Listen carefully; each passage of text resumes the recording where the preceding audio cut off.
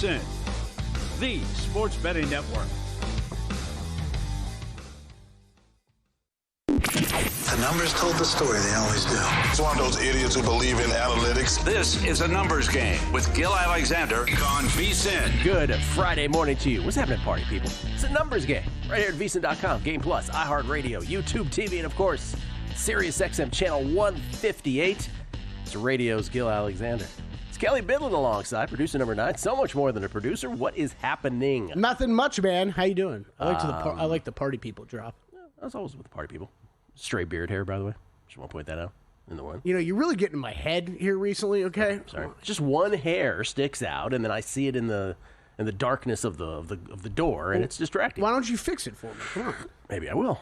Hour number 2, Falika and Fezzik. Chris Falika from Fox Sports. Soccer, horses, I don't know, baseball. We got some golf from him. That much I do know. Yeah, I was going to say, I probably should have led with Masters since we know that much. That much we know. He's got some Masters plays that will still be available by the time of his appearance, we trust, with guys yet to tee off, obviously, as the day moves on here. So Falika will be here. And then Fezzik Friday. Steve Fezzik, the only back-to-back winner of the Super Contest, who joins me later to talk all things on his mind. And those things include prop swap.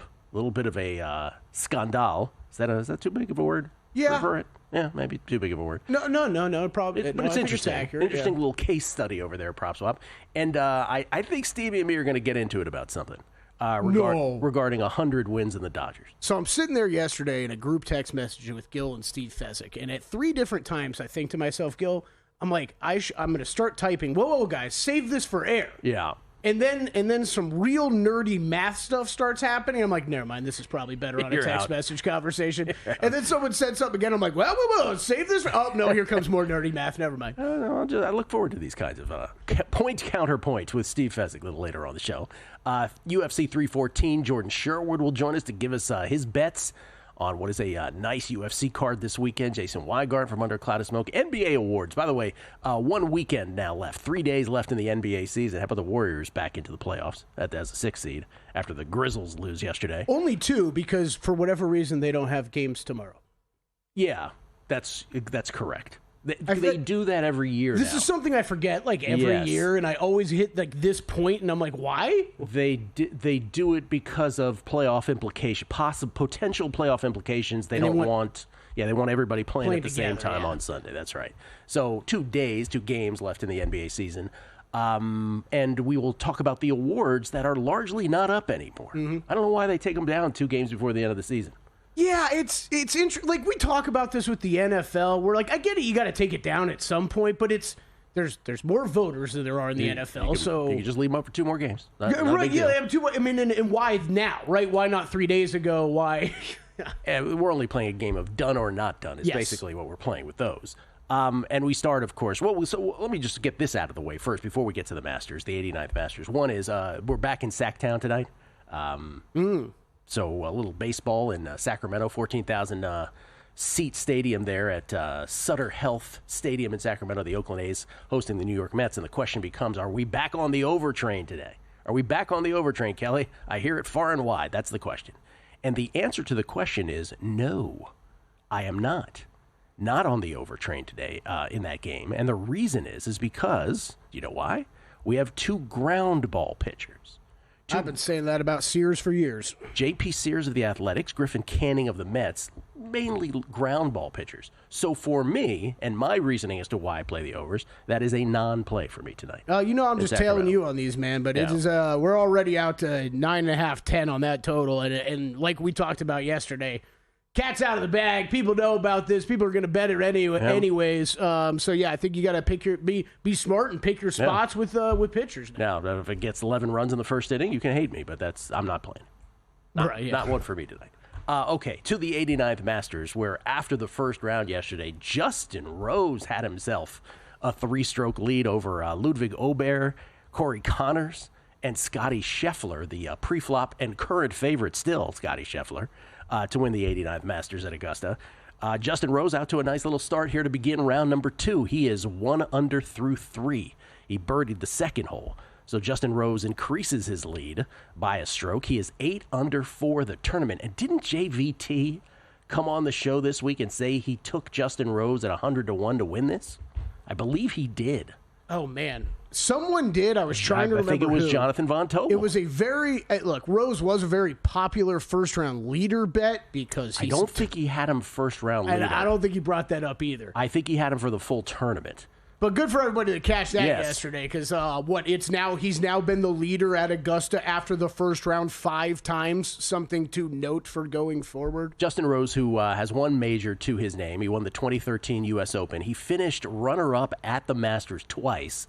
2015, he was runner-up to Jordan Spieth, the chatty Jordan Spieth.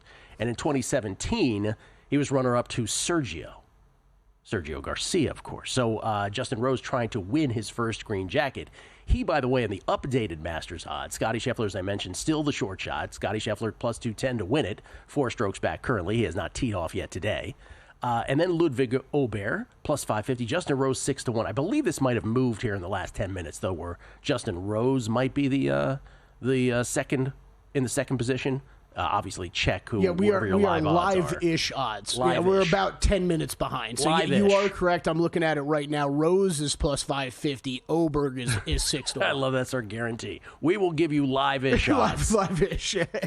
Hey, we will read the live ones, okay? We're trying our best. We're trying our best with the graphics. Bryson DeChambeau is obviously in the mix as well. I just want to say this. Daniel Berger. Let's go, Berger. Daniel Berger is 6 strokes back, 2 under for the tournament. That could be a little problem. We want to track the rest of the way, if you know what I mean. 60-1 on Berger. Yeah. This is, I don't even know where you want to start, Gil, but the current odds board is fascinating to me because I think it's really, there are some enticing numbers out there on some enticing players, but with Scottie Scheffler right there at 4 under par, Justin Rose 4 shots clear of everybody right now. Yeah. I think it's really hard to make a bet in the outright market. Well, I did. You did in the outright market? Yeah, I made a couple bets. I made a few bets yesterday. Oh, yeah, you did. Yeah, that's right.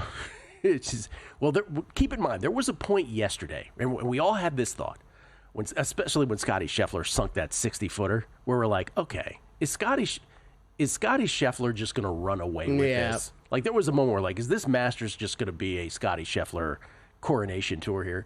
I went ahead and bet, this is overnight now, I went back in on McIlroy. Well, we'll get to Rory here in a minute. Went back in on Rory, who I was pre-flop on too at I think plus 775. I got him at 14-1 after round 1. Rory started the round 7 back. He's now 8 back. And for best round 2 score, I did go with the 2 pre-flop favorites of the tournament. I went with Rory and Scottie Scheffler plus 1850, 12-1 respectively for the best score today. I like those. Now here's the thing.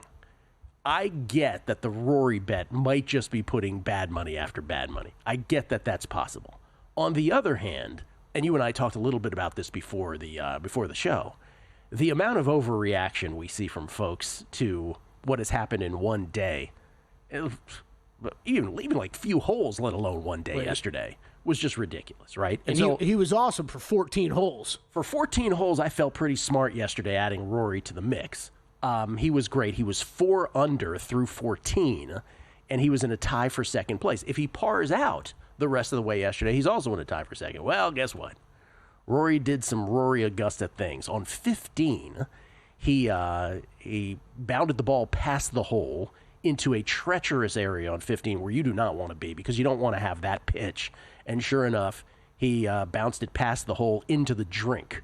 And then after a penalty stroke and a wedge and 2 putts, it was a double bogey at 15. And at 17, he went past the hole as well and 3-putted.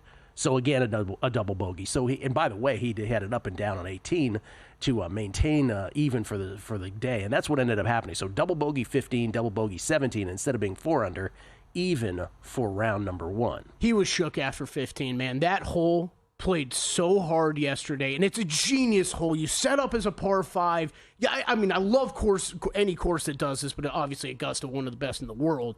But it's a risk-reward approach shot on that second shot. And you see a lot of guys that leave that out to the right, and you're like, wow, that was a terrible shot coming in. Like, you left it way out there. It's because you get a safer chip into that green that slants so far down towards the water, Gil. And if anybody was sitting at home watching Patrick Cantlay, As soon as I saw Rory put it over the green, I'm like, he's going to do exactly what Cantlay did. Because it's too enticing for those guys to look at themselves and say, it's not that hard of a chip shot. I'm going to put this close to the hole. I'll go up there and knock in the putt. And that just hits that glass green and just runs off into the water. Yeah. Yeah. And he was shook after that. He was shook after that. But here's the thing. Okay, it's early yet, right? Rory, if he's the guy we think he is this year, and again, Rory has won 2 big tournaments, the Pebble Beach Pro-Am this year and the Players. This is the first time he's ever won 2 tournaments headed into Augusta in a calendar year.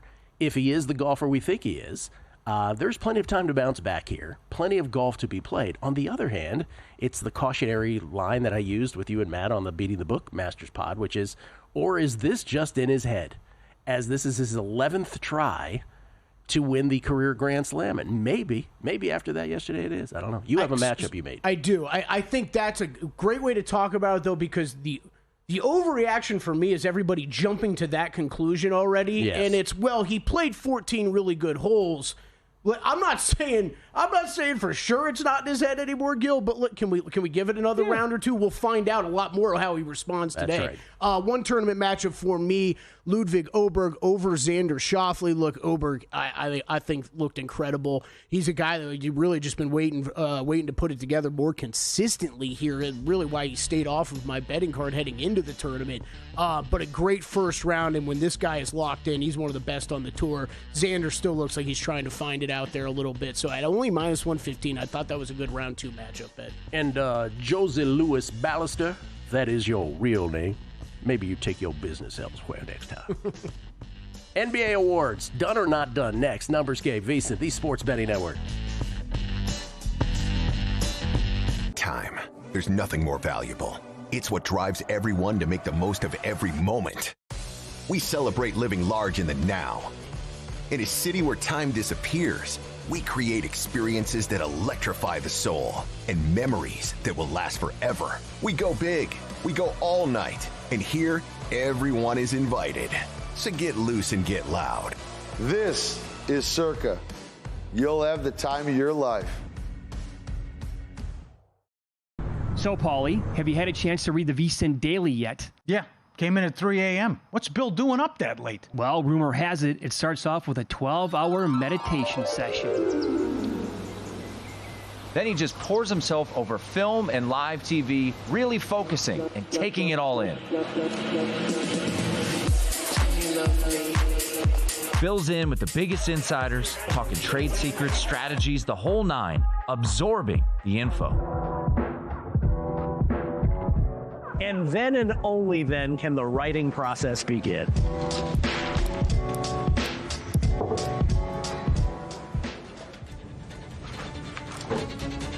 In Las Vegas, Bill's late night becomes your early morning. Wake up to the very latest betting insights in your inbox with the Vsin Daily. Sign up for free at vsin.com/newsletter. On the next episode of Prop Points, RotoWire's Alan Seslowski will fill in for Nick Whalen. The both of us will start off the show updating the live odds in the second day of the Masters Tournament. Then Alan and I will break down some valuable NFL draft props that are out there on DraftKings, including the odds of NFL teams that could draft Shedeur Sanders. Then we'll be joined by our good friend Brandon Kravitz, who will give out his favorite player props from Friday's slate in the NBA. And finally, I will give out my favorite props from a busy Friday in Major League Baseball. I'm Jeff Erickson. Tune in to Friday's episode of Prop Points on Vsin, the Sports Betting Network.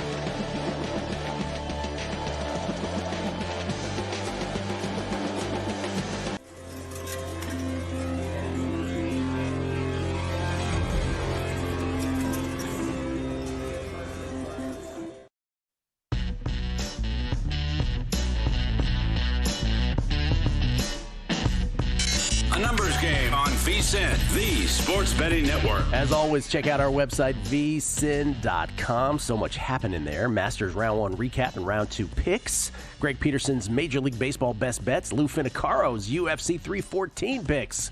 Gambaloo's got some thoughts. And later today, you can check out Steve Makinen's NBA analytics report, Zach Cohen's NBA best bets, Adam Burke's MLB picks. Right now, you can sign up for our summer special for only $59 for full Vsin Pro access until August 1st. Just head to vsin.com/subscribe to sign up today. We get tweets at Beating the Book. People just want to talk about golf. Really, it's the week. It's glorious. It was so awesome yesterday. We leave the show. We're like, hey, should we put up any social clips? I'm like, people just want to watch the Masters. Yeah, they don't want to watch anything else. Although the golf really has to do something about pace of play stuff. Like it's I can't believe I'm going to say this, but take a lesson from Major League Baseball already. Like there's only 95 guys in this tournament. Yeah. It still takes 11 hours to play around. You could watch golf forever yesterday and today. Yep, it's true. Trip Tepper. Rory's chip into the pond at 15 yesterday magnified the biggest issue I've had with him for a decade. Rory desperately needs a veteran caddy. Contrast how Ted Scott and Scheffler played. Yes. 15 with how Rory and his caddy completed mismanaged 15. This is what Dave Ross and I were talking about right as he was walking out of it. If you saw Scheffler how he played 15 yesterday, it was we're going to put it on the green.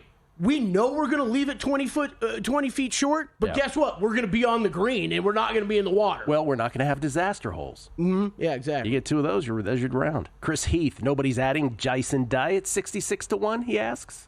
That one is tempting. Jason Day, under the radar, really good golf this year. I've got another one I didn't bring up. I told Gil during the break, Corey Connors, I was really high on coming into the tournament. I've got big bets on him for top 20s. I had over 20-1. It is tempting with a guy who's right there and historically should have brought this up for a second. So we go back the last 20 years. It's 19 of the last 20 years. They're in the top 10 after round 1 if you're going to go on and win the Masters. I think you can bring that back to about one under even par with really just having Justin Rose out to that one big lead. Yeah, what do we say? It's not a catch-up course. Yeah, exactly. Yeah. It's hard to play catch-up. So with Connors right there, man, is that price tempting. The problem is Corey Connors doesn't win. Wins at one course. So there is that. Jason Day, by the way, 6-pack as we speak right now. He has yet to tee off on the day. 6-pack behind the leader. Justin Rose, who's 8 under through 4 holes, of his second round. Sung Jae. Sung Jae Im, 2 under through 2. He's at 3 under for the tournament now, Gil. If he goes and does anything this week, it will be a shocker only because Sung Jae Im seemed to have completely forgotten how to play golf for most of this season. Come on, Berger, make this interesting. That would be awesome. I've nary a dollar on him. You should take a piece of him. I should. Just on principle. We both should. I have him in matchups. In the year of Todd Golden, yes, I should. NCI 95 Gambler, what do you think about Ludwig Ober first round yesterday? I had him 28-1, his first round leader. Almost got there. Greetings from 30,000 feet in the air on the way to Las Vegas. All right, man. Travel safely. Burger's 75-1 right now. It's kind of tempting. Where are you seeing the 75-1? DraftKings. That is extremely tempting. Got to mule that one out. Well, I mean, Caesar probably has a similar price. Similar, yeah. What was the question about Ober? He's awesome. I bet him today. He's just asking, what do you think about Ober? He had him 28-1 first round leader. Yeah, he almost got there. It's I believe long term, Oberg we're talking about when we go PGA Tour, when we're power ranking guys, it is like Scheffler, Rory, Morikawa, Xander Schauffele, and like Ludwig Oberg belongs right there in that same sentence to me in about a year, probably. There is one name we forgot to mention, and we'd be remiss if we didn't. Sepp Straka, our guy. 6 over yesterday. Talk about just 2 horrible holes. That's the one dead one. Like, most bets you can't lose day one, Gil. This one we lost. You can't win the Masters on day one, but you sure can lose it. Yep. Sepp Straka, dead on arrival. It's still tough, man. We were talking about it during the break. 2 holes. 2 holes. A double on 9 and a triple on 11. Yeah, that's all it takes, man. It's golf. All right, NBA awards. These, again, we searched far and wide for these this morning. I don't think they're up anymore, anywhere. Because now when you look at awards, it's all about NBA Finals MVP, Eastern Conference, Western Conference Finals MVP. But we just want to pronounce some of these dead or some of these still alive. So, Kelly, you actually have the last available odds that we saw. Maybe they will put these up today, right? Maybe from the time we've gotten in the studio. Knows? Maybe they'll put it back up. This is the one that is clearly, and when we talked with Montesano, was it yesterday with Montesano? Mm-hmm. Yeah, the days run into each other. This is the one that is the most debatable still. Defensive Player of the Year. Draymond Green is minus 400. He keeps drifting upwards. Evan Mobley, who was the sort of de facto, along with Jaren Jackson Jr., was the de facto, let's just make him the short shot once Wembanyama had the deep vein thrombosis and was taken off the board. Evan Mobley was the de facto new short shot along with Triple J. He's at 4-1 is Mobley. Dort for the Thunder is 7-1. He's sort of, stabilized. He got down to as low as 5-1 in some spots, but 7-1 consensus. Dyson Daniels 35-1. The aforementioned Jaren Jackson Jr. at 81, and Zubats, who was it Zach Cohen who loves Zach Cohen was like Zubats should be the defensive player. He's 100-1, and we're not even listing Shai Gilgeous-Alexander anymore. I won't say that. Brendan, if you could flip back to that defensive, because we can't look at the odds. I'm not going to say Zoo should be. He should be way up there in the conversation. I bet him at 40-1 or 50-1 as soon as Wemby went out. I thought he should be right there. Look, I kind of want to approach this, Gil, from the, look, are the big favorites in these markets, are they going to win this? Or if you have a ticket on someone else, is there still life? This one, to me, there's still life. There is still a lot of life, and I'm talking, if you've got a Mobley, Dort, Daniels ticket, do not be ripping them up at all yet, because I have heard different things from different voters. Again, for those who are new to betting, these are awards voted on by humans. Yes. We have no idea what the market really is, right? We don't. It's just that as bettors, we've been staring at this. We've been so close to the sun on these markets for so long that our brain tends to then transform them into reality of some sort.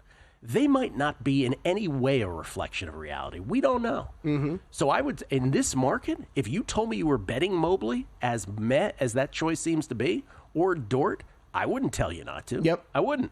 I mean, I've heard voters say on pods and interviews that both of those guys that they're going with. And and Dyson Daniels, look, I think most improved player he's going to be up there for, but caught this note last night. Last 4 players with over 225 steals in a season, Gil. Dyson Daniels joins Gary Payton, Scottie Pippen, and John Stockton. Wow. It's quite a list. Wow, what a list. Rookie of the Year, Dunzo, right? Stephon Castle, yes. Minus 1,400. Zachary Risache, who was the pre-flop short shot, will not win this, correct? I think there are some people that would disagree with me here, that they think Risache and Sarr still have a chance here. I think it's over. Yep. I think Castle wins this. The amount of usage he's had since Wemby's gone out, the counting stats, I think will be good enough to take it. I kind of feel like the rest of these are done. Maybe not coach, but let's go to the next one. First of all, let me just say, we didn't even get to MVP. MVP at the top is done, right? SGA is winning this, right? Yes? Pretty sure. Jokic 10-1. Shea minus 3,000 at this point. I won't be shocked if it's a closer vote than we think, though. I wouldn't be shocked at that. I think Shea's winning, though, yes. Okay. And then Clutch. Talk to me about Clutch. Player of the Year, because this is the one that few. Well, let's do. Okay, I'm sorry, guys. Let's Clutch. Jalen Brunson is now your favorite for Clutch Player of the Year, minus 185. Jokic is plus 180, and then Anthony Edwards 15-1. Everybody longer. Clutch Player of the Year, Trae Young, who we've talked about in this category a lot of times, is 20-1. I'm gonna get burnt. Trae doesn't. I think he's out. I do think this is. I actually think this is done.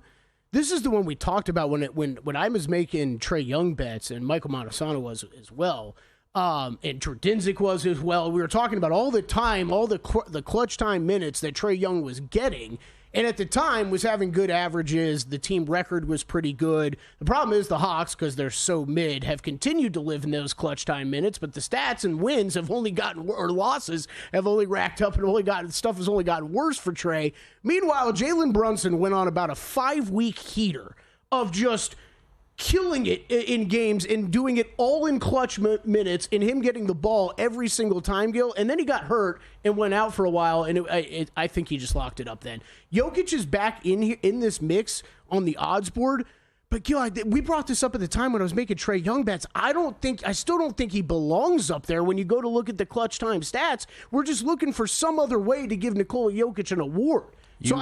I actually think this is done. At minus 185, I think Brunson, you're good if you got a Brunson ticket. You showed a lot of Riz using mid there, by the way. NBA Thanks, Clutch Brad. Player of the Year, an award given to the NBA player who, quote, best comes through for his teammates in the clutch, unquote. Boy, that's a really vague definition. Well, they have the NBA clutch time definitions. They do, yeah. Most improved, Dunzo, correct? Most improved, over? Oh, I think this is Dyson another. Daniels minus 500, Cade plus 350. No, I think this is still more open than the odds would indicate. I have a Cade Cunningham ticket. I think I'm still very live to win. Okay, so that one's still in play then.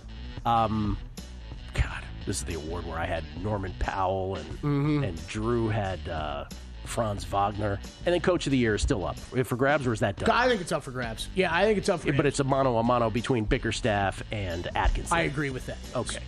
Okay. Some dead, some not. Better than I thought, actually. UFC 314, Jordan Sherwood next on A Numbers Game at Vsin, the Sports Betting Network.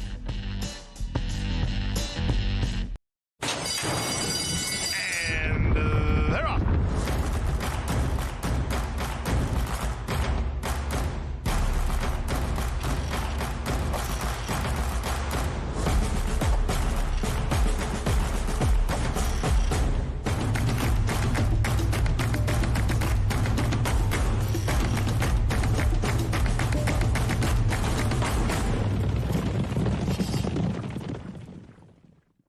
From the Masters to the Derby, playoffs to the draft, we have your summer covered with a Vsin Pro subscription for just $59 until August 1st. That means expert picks for every major event, exclusive betting splits from DraftKings and Circa, 24/7 video access on the Vsin Watch app, as well as betting guides for the Kentucky Derby and the NFL. Sign up now at vsin.com/subscribe for just $59 and join us on the Sports Betting Network.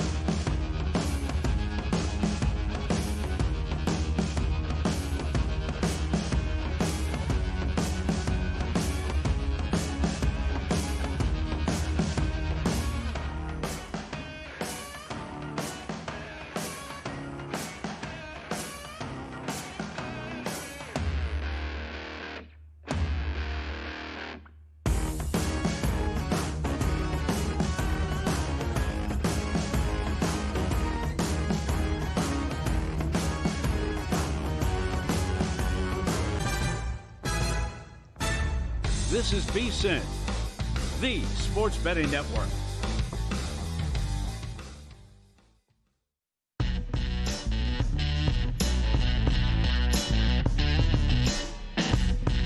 A numbers game on Vsin, the sports betting network. Edge Boost is the first ever bank account built for bettors, ensuring all gambling transactions are approved. No usage fees, no minimums. Earn cashback rewards. 100% approval for all betting deposits. Sign up today at edgeboost.bet with promo code ANG. ANG is an A numbers game. Deposit $25 at Edge Boost. Will match the deposit. That's edgeboost.bet. ML Dogs on Twitter says, Sepp Straka cash out 59 cents. Why, yes, thank you very much. Is that for the outright? Yeah. So, again, we've discovered another use for the cash out option that could be very, very helpful. The walk of shame cash out. Yeah, I'll take 59 cents. Yep. Thanks very much. UFC 314 in Miami tomorrow. And Jordan Sherwood is always a joy to have, co-host of the Unnamed MMA podcast for ESPN Chicago. You can follow him on Twitter at Wood on ESPN 1000. We bring him on now to discuss, courtesy of the Progressive Guest Line. How you doing, Jordan? I'm good, and thanks for having me, guys. Yeah, we finally have arrived at like a big-time fight card, a big-time fight week, a lot of interesting matchups, a lot of notable names. The UFC's kind of been void of that for a few weeks now, so it's always nice to talk to you because that means there's a big-time fight card. Can I ask you about right before? I know you don't have a play on this one, but this is right before the co-main and the main. Is Bryce Mitchell against Gian Silva? Silva's a big favorite here, minus 218. But Bryce Mitchell, for those who are casual fans, might be known to most for some off the octagon comments he's made, and Dana White immediately just slapping him down and saying, this is the stupidest thing I've ever heard, but I'm a free speech guy. We're not going to sanction him. But the beauty of this sport is that you get to see him get his butt, he said something else, kicked in the ring. You have any thoughts on this? Is Bryce Mitchell, in fact, going to meet his fate here? Well, I mean, if John Silva, continues to live up to the hype and perform to the level that he has, I mean, it's been 4 UFC appearances and 4 knockouts. He's one of the hottest fighters currently in the sport. He's coming from the gym of the year, the Fighting Nerds, all of them on unbelievable hot streaks right now. One issue for me just came up. He missed weight. He missed weight about 35, 40 minutes ago. Not sure if he's going to weigh in again, if he had a tough weight cut, if he's masking an injury or something, but he did miss weight. That's certainly notable. This is also John Silva's toughest matchup. He's never faced a guy that's been in the top 10, and he also has struggled to some degree with grapplers, guys that could take him down, guys with less credentials than a Bryce Mitchell have taken him down. Now, certainly John Silva has gotten up and then knocked their lights out, but I certainly believe that we're probably going to get a similar result because John Silva, I think, is a special talent. Bryce Mitchell is very, very amateurish from a striking standpoint, and obviously every fight starts on the feet. So to get that price down, I would say a small sprinkle on John Silva via knockout. I think that he, despite the weight cut, I don't think there's anything wrong. He's going to shine bright tomorrow night and continue this meteoric rise that he has. Okay. Bryce Mitchell has since apologized for his comments, just to be journalistic about it. Good job. Thank you very much. Okay, main event. Alexander Volkanovski, minus 142 is what we're showing, versus Diego Lopez. But this is really, this line has been interesting, Jordan. It's gone from minus 50 roughly on Volkanovski. Crashed, I don't know if crash is the right word, but it fell down to minus 125. Now it's kind of back up at minus 150 in spots that I'm looking at. And this kind of comes down to, you'll correct me if I'm wrong, is what do you really believe? Do you believe more recency on Volkanovski? 2 losses. Some would argue he took them with not very much rest. Now he has rest. Is that the more important part of this, or is his general body of work career-wise more important here? I guess that's where you start with this.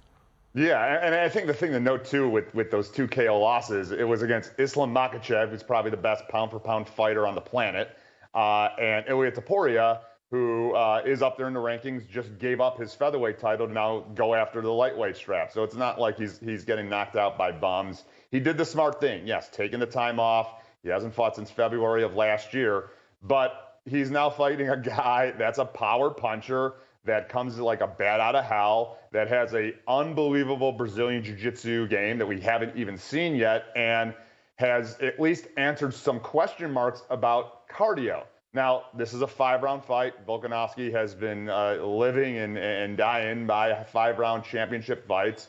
And this is the type of fighter typically Alexander Volkanovski defeats. The line is flipped, as you said, Gil. My recommendation on this fight, if you want to play it and play it before it starts, you play Diego Lopez. You play Diego Lopez because he's an excellent first-round, second-round fighter.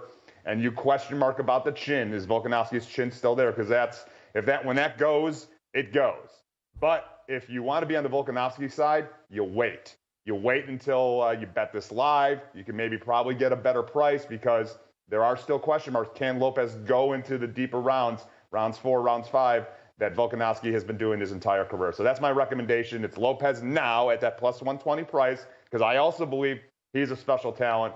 But Volkanovski is one of the best we've ever seen, and he likely takes over the fight as it goes into the later rounds. All right, pre-flop Diego Lopez from Jordan. Does some of that also apply to the co-main, Michael Chandler and Paddy Pimblett? I would imagine the shorter this is, the more it favors Chandler, but then the longer it goes, it swings. Yeah, absolutely. Got to remember, too, this is a 5-round fight in the co-main event slot. The issue that I have with Paddy Pimblett is that he's been hit in every fight that he's been in the UFC. And to this point, it hasn't derailed him. He's beaten everybody that's been in front of him, although you could argue he did lose to Jared Gordon, but that's beside the point. If he gets touched up and hit by Michael Chandler, he's going to sleep. Michael Chandler has power in both hands, has been in there with the best of the best, has a wrestling game that maybe we look to and he relies on as well. And I don't think Paddy Pimblett is at that level yet. This is a dramatic step up in competition. I'm not worried about the age that people are bringing up about Michael Chandler. This is an excellent opportunity to put his name back in place of championship consideration. So for me, I like Michael Chandler in this fight. I think that he's not going to be threatened by the hype around Paddy Pimblett and the takedown prowess. I think Chandler can keep this fight in the feet and land something and change people's thoughts about one Paddy Pimblett. Also on the main card, and this I lied earlier. I said Bryce Mitchell and Jean Silva was right before the main and the co-main, but it's actually Yair Rodriguez and Patricio Pitbull. Pitbull, not his real last name, Kelly. You should probably know that. Oh, okay. Yeah, not his real wow. name. You like Rodriguez by decision here. Yeah, I think so. I mean, look, Pitbull's probably one of the best fighters that hasn't competed in the UFC. He's won championships everywhere he's gone. Good boxer, got a little bit of a wrestling game. And it just, for some reason, he hasn't been able to land in the UFC. Now he's there, but he's 37 years of age. And just stylistically, the kicks and the striking that Yair Rodriguez brings and just the momentum he brings into this, I think is overwhelming for a lot of people. And, Patricio Pitbull's certainly been in there with guys similar to Yair Rodriguez, but I think the speed is going to be a little bit too much. So I like Yair Rodriguez in this fight, but I want to get that price tag down. So I like him. I think this goes into the judges' scorecards, and I think Rodriguez via decision at plus money. I think he's just going to be too quick, too fast, and keep this fight standing and at distance where Yair Rodriguez is going to have a decisive advantage. We do have some an update from the ANG MMA expert in the back, Bobby Knuckles, does inform me that Silva just attempted a second weigh-in and made weight at 146 successfly. There you go. This is the one I'm actually most interested in hearing you talk about, which is on the preliminary card, strawweight, women's strawweight, Yan Xiaonan against Virna Jandiroba. Jandiroba is the favorite here, but her opponent has a lot going for her in terms of height and reach. How did you land on Jandiroba here? Yeah, well, I landed on because what we know about Zhang Zhaozhan is the fact that she succumbs to takedowns. And she's been put on her back a lot of times. I mean, where she's going to want this fight is on the feet. She's an outstanding kickboxer, great speed, very technical, and showed that a little bit in her fight when she fought for the belt against Weili Zhang. But she also got taken down in a fight and nearly submitted. If she gets taken down against Jandiroba, she's going to go to sleep. Jandiroba is one of the best grapplers and submission artists we have in women's mixed martial arts. She's ever evolving as a striker as well. So I think at some point she's going to land a takedown and be able to take the back and likely choke Xiaonan out. So I think not only just straight up money line, Jandiroba is going to win this fight and fight for the title next, but plus money at her as submission. I think I'd seen it plus 250. For her to win on that prop. I think that's definitely in play because Jandiroba is one of the best submission artists we have. All right, and then the only fight in the main card we didn't talk about, Nikita Krylov and Dominic Reyes. How are you betting this?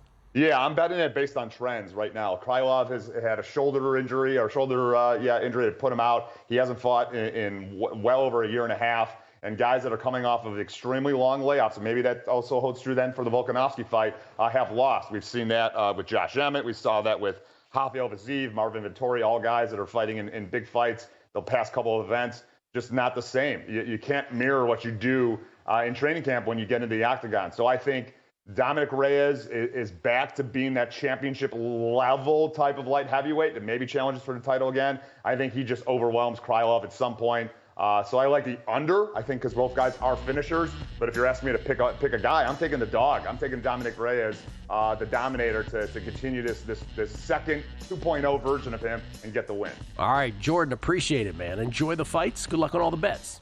All right, fellas. Thanks for having me. And once again, a UFC card like this, Kelly, for those on the West Coast, it all begins, the early prelims begin at 3 p.m. Pacific. Whew. It's always earlier than you think. Jason Weingarten with all his bets next. Numbers Game, Vsin, the Sports Betting Network. In the heart of downtown Las Vegas, a sports oasis awaits. Stadium Swim, the ultimate outdoor amphitheater, built for the ultimate sports fan. With a colossal screen that brings the game closer than ever. Reserve a daybed, private cabana, or lounge in the center of it all. 6 pools to dive into as the game heats up. And the best part, there's never an off-season. Open 365 days a year. Stadium Swim, it's always spectator season. Elevate your sports betting game with Vsin's exclusive betting splits. Stay ahead with real-time market trends and track bet percentages on any matchup. Then uncover the edge by comparing them to the amount of bets placed to find out where the sharp money is headed.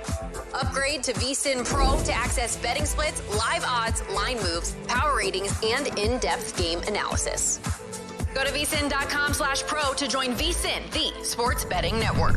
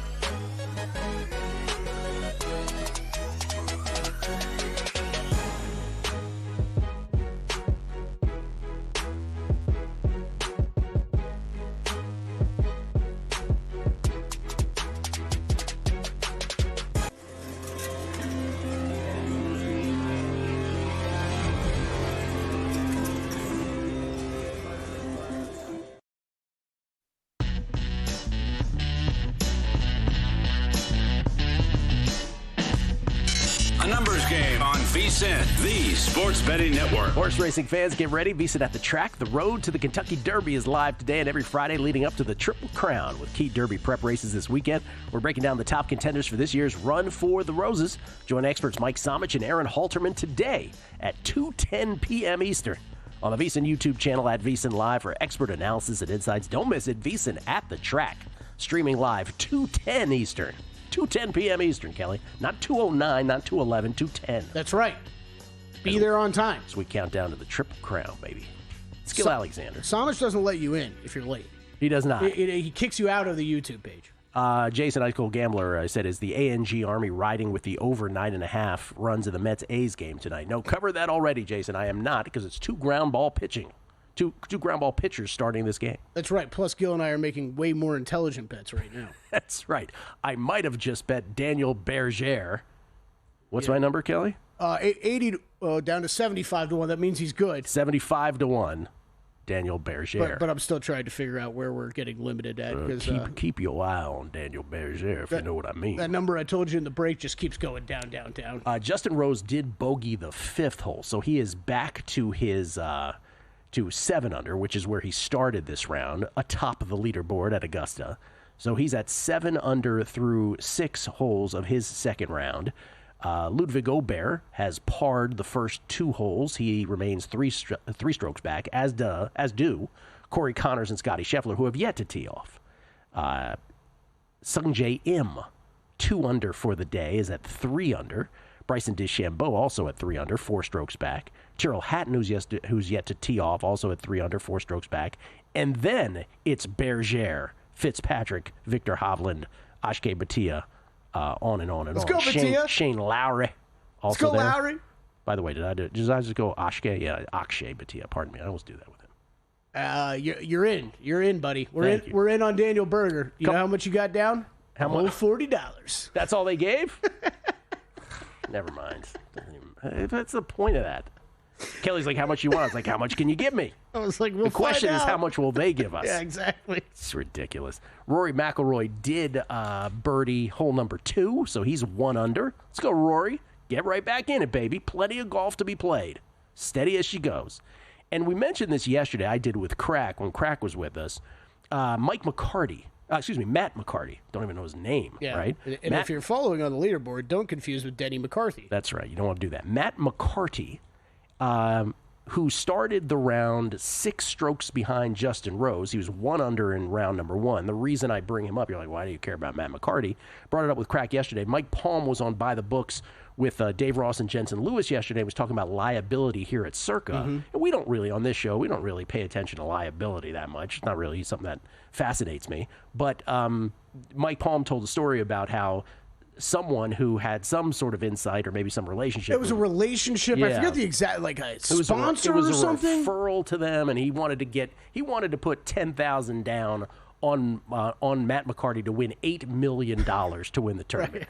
And, Circa takes bets, but even there, like, well, it'd be irresponsible if anybody could, win anything as remote of a possibility as it might seem. We're not going to be on the hook for $8 million, but they did give him a quarter of that. So they're on the hook for $2 million if McCarty ends up winning the Masters. He started out the second round immediately, right? He immediately I think it was even more than that. What's I thought that? It was 3. No, $2 million. 2? Okay. Yeah, he immediately double bogeys the first hole, and then he bogeys the second hole. So right out of the chute, he's 2 over for the tournament. And you can hear the roars from the Circa Sportsbook. Yeah, well, they're probably like, we probably won't even make the cut. We're so cool. We're not going to be on the hook for $2 million. Well, guess what he's done the last 3 holes? Oh, no, really? Birdie, birdie, birdie. He's back to 1 under. Wow. All right. Yeah, so he's back to 6 behind the leader, Justin Rose. So just a guy to keep an eye on for those who might be interested in such things. Got to give the books a sweat on the weekend, too. Yeah, man. Yeah, a little sweat. Jason Weingarten joins us now from under a cloud of smoke, courtesy of the Progressive Guest Line. You can follow him on Twitter at Spreadopedia. Look at this man. Dashing, as always. Engaged to his girlfriend. How's that going, by the way? Still engaged? Yeah. Going well. And they said it wouldn't last, Jason. They didn't say that. Just something people say. Did you end up making any Masters bets, or who you sweating here? I started betting a little bit live yesterday after everyone teed off. Played the first round leader when Justin Rose looked like he was running away with it. I bet a little bit on Corey Connors. I got like 17-1, 18-1. See if he has a good day today. Otherwise, I'll probably just keep playing round by round stuff live. I do like live betting the first round, second round leader stuff live if I'm watching, and I am watching. I got the Masters on right behind me here actually, but yeah, it's probably what I'll be doing most of the day is watching the Masters. Maybe go to the market, get some pimento, and Is there anything better than watching the Masters? Honestly, it's great. In our full lazy on the couch eating a sandwich male mode, is there anything better than this weekend? I thought I was going to get to the gym yesterday. What a joke that was. Yeah. The gym. The gym. It's hilarious. You bet anything in baseball today, Jason? Yeah, I got a couple bets today. Baltimore minus 1-2-3 with one of my favorite guys, Tomoyuki Sugano on the mound. Looking forward to watching him pitch today. Other than that, got a small play on the Giants. I got Robbie Ray plus 114 versus Marcus Stroman and the Yankees. Marcus Stroman, not one of my favorite pitchers. I think getting Robbie Ray here as a dog is pretty decent. And then my third game, I got Texas Rangers minus 122 versus the Seattle Mariners with Jacob deGrom on the ground for the Rangers. I actually got to look this up. I wonder when the last time we saw deGrom as short of a favorite was. But, that's a good point. I'm curious, as a non-Dodgers fan, as you are very clear to state to everybody, non-Dodgers fan, don't make that mistake, people, that he's a Dodgers fan. Which is the team? Diamondbacks, Padres, Giants. Which is the one that you are, if I give you truth serum, most worried about long-term? Not the Padres. Maybe the Diamondbacks because, they got frontline starters like Gallen and Burns. And the reality is, if you're going to beat the Dodgers, you need to do it with your starting pitching going long. You get into a bullpen game versus the Dodgers, you're probably in for a bad time. But I do kind of like the Diamondbacks. I always say, I brought this up a couple times, but they don't get a lot of respect for a team that was in the World Series just 2 seasons ago. Corbin Carroll looks like he's back and healthy and past his shoulder problems, so a lot of things to like there. If I was worried about a team, in the NL West, it'd probably be the Diamondbacks. Was it yesterday? Was it minus 340 for the Dodgers to win 100 games? Yeah. Would you make that bet at 10-4? Would you make that bet minus 340? I ask you because this might come up later on the show. I think they're probably going to get pretty close to that 100-win mark, if not fly through it. But like you saw this week, they went on the road and they lost 2 or 3 to the Nationals. That doesn't mean they're a bad team, It's just no, that's of course how not. Sometimes you go on the road and you're distracted by going to the White House, and you just don't play up to the competition all the time. So I don't know. I'm not dying to play those extreme sort of edge bets where you got to either win or lose a ton of games. And like you already saw, Dodgers lost Blake Snell already. So pitching doesn't last all season for good teams or bad teams at this point. I'm just not going to lay 340 on something like that. All right, Jason, the audio's a little janky, so we're going to let you go early, but we appreciate it, man. Thank you so much. Thank you for having me. I'll talk to you later. Jason Weingarten, everybody, at Spreadopedia, courtesy of the Progressive Guest Line. Threw in a few baseball bets for us. Again, everybody's bets, hosts, guests, every sport, vsin.com/picks. Ludwig Ober has birdied the third hole here in his second round. Yep. He is in sole possession of second place. By the way, Bryson DeChambeau birdied the second hole, so he is in sole possession of, no, not in sole possession, but he now is in a 3-way tie for third place at 4 under with the yet to tee off Corey Connors and Scotty Scheffler. Those are 2 guys to watch this weekend. I thought both looked impressive yesterday, DeChambeau and Oberg. Oberg, this is his second Masters. His debut was last year, and he was a runner-up, wasn't he? Yeah, to win Scotty Scheffler. Here he is currently a runner-up. Shane Lowry birdie. He's 1 under through 2. Little fist bump, little Kirk Gibson fist bump for you. Rory. Did he do it again? He birdied. We got 1 birdie. I mean, I already mentioned. I already mentioned that one. Yeah, he's 1 under for the tournament. By the way, let's all keep in mind though that the first few holes in the front 9 play easier than the back 9. I feel like there was a lot of that excitement yesterday, like when the tournament first starts. Like, yeah. Before we bring in Felica and Fezzik here, when Jason mentioned that he took some Corey Connors yesterday, I felt your pain. Because isn't he the guy right now where you like if he wins this, you don't have as much as you want on him? No, I'm loaded up on a top 20 play on him. No, he is someone, Gil. I'm glad you bring it up. He is someone though, from a betting standpoint, I've gotten very comfortable with betting how I'm going to bet. If he wins, I'll be okay with missing out on it. Although, like I said earlier, that price was very tempting. I completely understand why Jason would have made that bet. I'm good with just a placement market on him. Though. All right, there you go. Fezzik, Chris Fallica from Fox Sports next. All his plays.